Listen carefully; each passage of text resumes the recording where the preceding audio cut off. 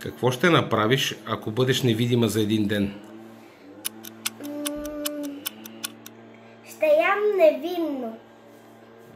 Кой е по-силен, мама или татко? Татко. Кое те прави щастлива? Джамбо, докато снимам видеа. Защо децата не могат да пият кафе? Защото е горчиво. Какво ще кажеш на учителката, ако си забравила да си напишеш домашното? Извинете, госпожо, аз забравих да си взема домашното. Кое е по-важно?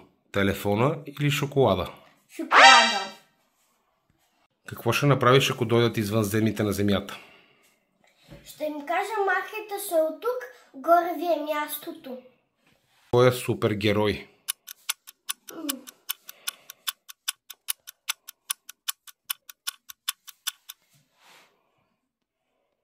Крата на зъбките. Инстаграм или ТикТок? Инстаграм.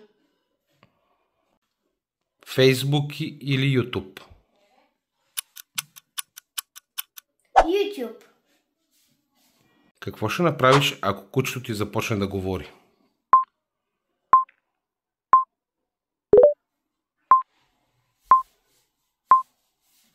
Ще направя магия.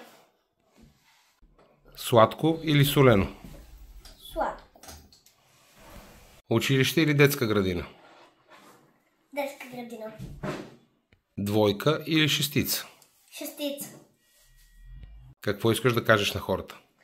Естествено да ме последват и да се абонират и да ударят камбанката и в коментара да има много коментар.